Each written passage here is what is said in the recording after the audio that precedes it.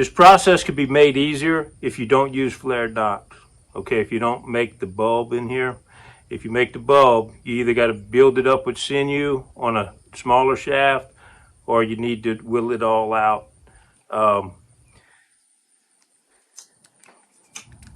I find that you get a better end result if you whittle it out. Just me. But you can start with a smaller shaft, not use the bulge, and it makes life a lot easier. Okay, so now you're down to this stage. And again, you're going to be tempted to want to put in a drill. If you want to put in a drill, go ahead. But I like doing this way better. And if you see, I still have my gauge here. I still have my gauge here. Okay, 8mm, 5/16. So what I'm going to do is I'm going to use a block. It's 50 grit sandpaper. And what I'm going to do is I'm going to sand this down. Starting at an angle. Now you see right here on this end, I'm flat with that 8mm side. Okay, so I don't want to take any more off of right here. What I'm going to do is I'm going to go flat from here down to here. I'm going to continue to taper to the 5, and I'm going to do it on that one side.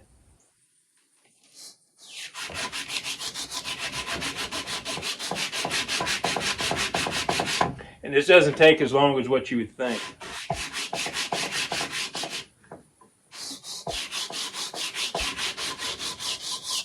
Okay, that's real time, okay? I'm already flat on that one side, just about, except for right here at the end.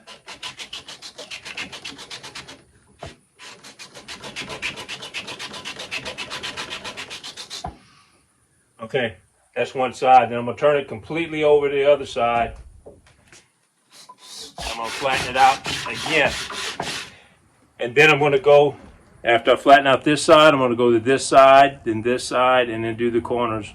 And that's going to give me a straight, straight shaft with this block plane tapered from here to here. Okay? That's what I'm going to work on. Ain't no need in you watching it. There you go. As I'm doing this, I'm going to show you something.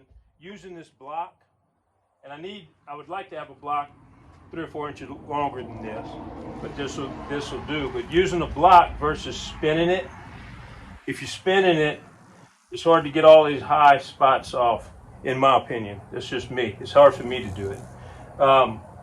Using a block plane or a sanding block, you hit all the high spots, and it'll keep the sandpaper off of the low spots until you reach them, and until you reach down to their level. And what that does, at the end, it gives you a much straighter shaft. It doesn't have as many. It's easier for me to get the dips out. That's why I do it this way.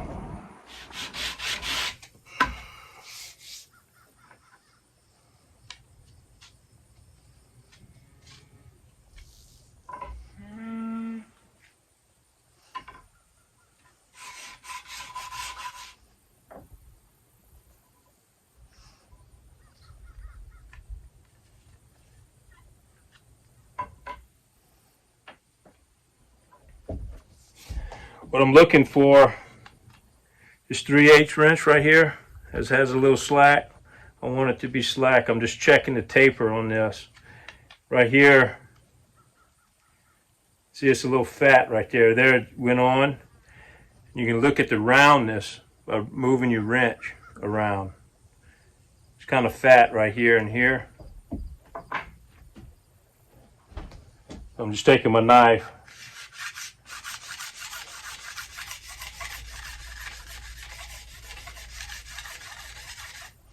Run off that side and I'll flip it right over.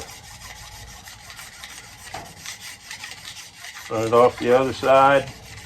You notice I'm turning it just a little bit.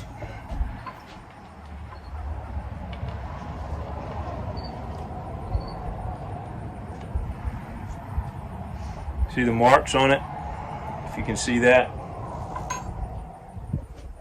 So I'm going to take off.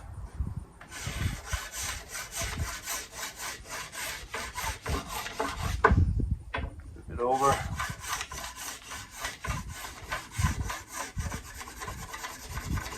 See a little fat down here on the end. You can use your knife and it'll take off more than what the sandpaper's taking off at once.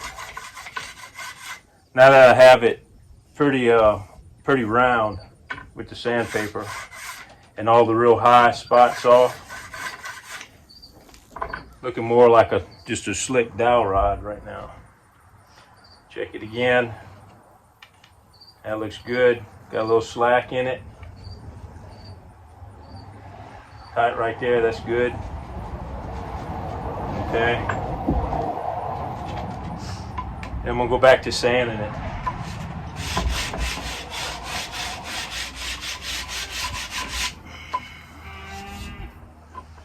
Check it again. And that's got my taper pretty good. See how it's loose? About like here. It's got my taper pretty good. All the way up to here. I need to come off. If you look, it's a little oblong. You take a little bit more off, and what I'm going to do is I'm just going to turn my wrench, put some marks on it, and I can see the marks my wrench made on it. I can also see my gauge mark that I've made. You can see a little ridge in it. Getting close, so I'm going to just use my sandpaper.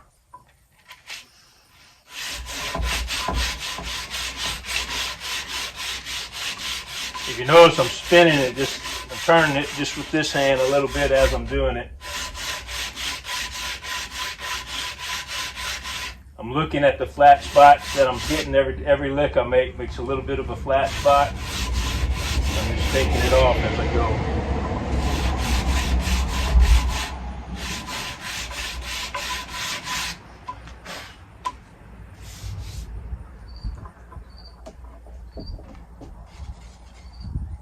And that's good. Okay, I want you to notice something. If you can see it on this stave, on this shaft, it's like a dowel rod. Okay, you see a lot of dogwood shafts or hardwood shafts that looks like this, where they got all the little bumps and the little things on it. If you notice here, there is none. It's just slick. It's smooth and straight. There's not all the little bumps where the little eyes and all that is. That's the advantage of using this, okay, over a drill. I think it gets it smoother, and it'll also, the end result, you'll have a straighter shaft.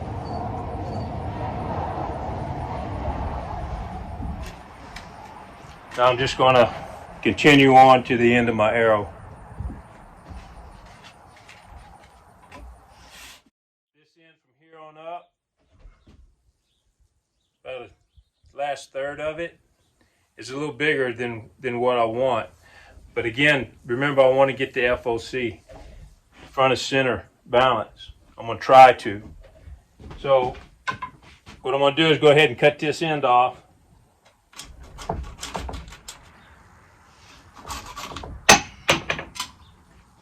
Okay, then I'm going to mark the center.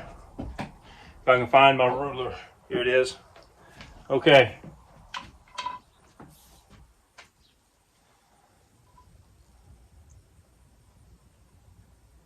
So I'm going to get the center of my shaft, which will be 13.5 inches.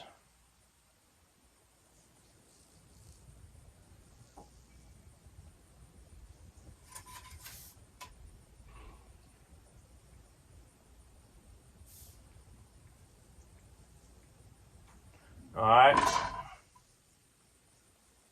Put a mark on here. I'll mark it all the way around because I want it to stay on for a little while. Okay. Now I'm going to check it. Okay, right now it's real top heavy, so I'm going to bring it on the back. On back.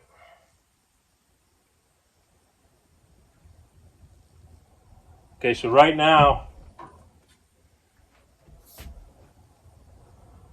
I'm right about an inch. I'm right about an inch FOC, front of center.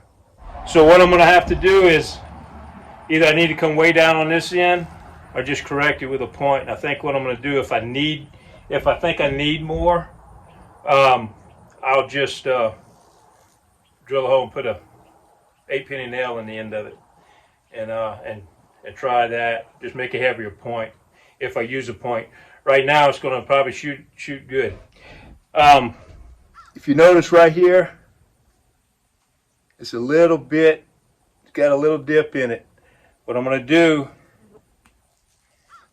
is I'm going to heat that and take that out. I'll heat it up real slow. You don't want to scald. You don't want to scorch this. Okay? It's okay if it turns a little bit of color, but you don't want to scorch it. And you want to heat it slow enough that the inside, it gets hot all the way through.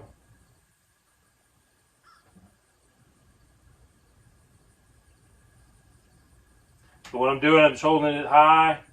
I'm rolling it. I'm really watching the color really close. See how it's starting to turn just a little bit there, so I'm going to raise it up a little bit. It's going to take about 5 minutes or so. This is almost too hot to touch. You might have to use gloves or something. I've got calluses on my hands, so it's not too bad. Got a crook right here, so I'll warm this up.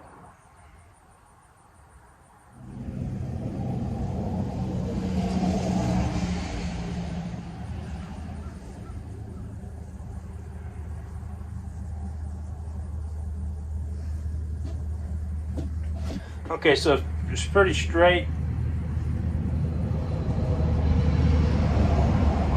Pretty straight, we're going to go with that. And what I'm going to do is, while it's cooling, I'm going to go ahead and cut the knock in.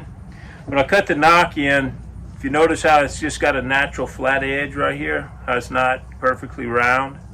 It's got a natural flat edge. I'm going to use that natural flat edge to my advantage, and I'm going to cut this knock in.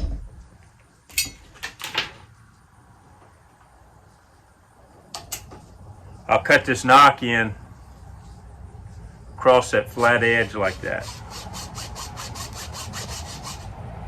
And I'll just use the same file. And what I'm going to do is I'm just going to bring it straight down with this file until the edges of this file touches the edges of my arrow, and that's where I'm going to end. And then I'm going to go ahead and sharpen this point up. On this, you don't have to worry about the grain. On a dowel rod, you have grains that run out, so you have to kind of watch. You don't want a grain poking down where if it breaks, it'll go into your hand.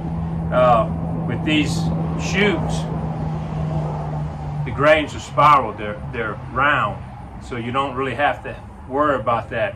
You can just cut your knock in any way you want.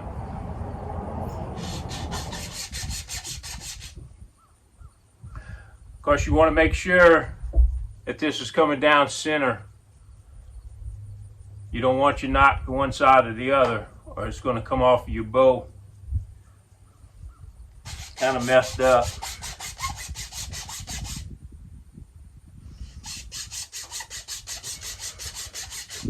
Want this as close to center as you can. So what I'm watching for is this center line on here, and I'm looking to make sure the ends are coming out the same.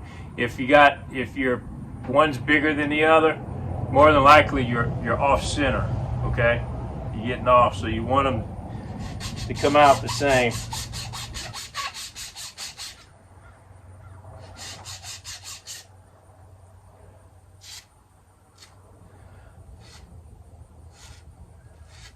I like mine just wide and V'd like this because I use multiple types of string. I'll use sinew string, and then very next day I might have a regular modern bowstring on it, so that's much smaller. So I can use this wide knock and it'll fit any string I have. I don't have to keep adjusting my knocks to fit my string. Now I'm going to do this the same way. I'm going to come down on one side to the center, and I'm going to come down on the other side to the center. And what I'm watching for is make sure the edges and all stay, because it's important to have that straight.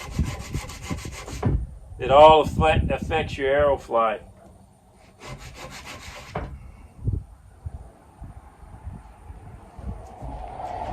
See how these are the same, about the same distance on both sides from the tip to the edge, and then I'm coming right down the center, okay? Now if you notice, I'm not coming to a sharp point, just close to the center. I'm going to do the other two sides. Okay, it's just about ready.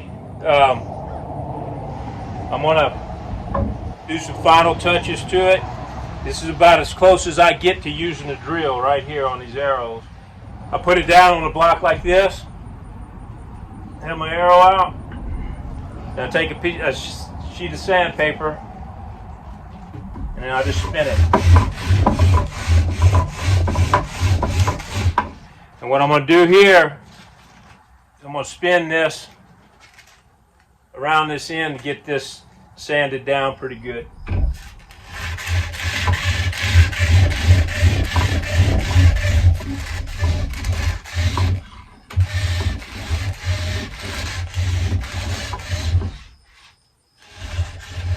I'm going to wrap this with sinew so it doesn't have to be just perfect. But I still want a good bevel. And again, you can do this with a drill. I just like doing this by hand. I don't like boogering up the ends of my arrows, and it make sure it don't take off too much. Just going to cup this in my hand around this point. I can bring that point back down to a nice, clean bevel. I'm going to take some 120 grit, which that ain't it, and I don't have any out here, but this one's kind of wore out enough. And just go up and down it.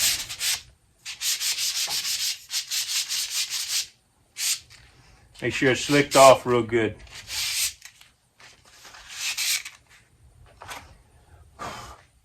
And again, to get my FOC, if I add a point, if it's too much, I can just take off some of the material from here down. That's it. It's ready to start tuning. And if you notice, it's real good and slick.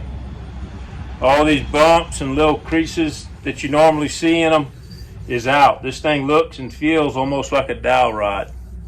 Okay? It's a real straight arrow. But let me go get set up and I'll show you how to tune it.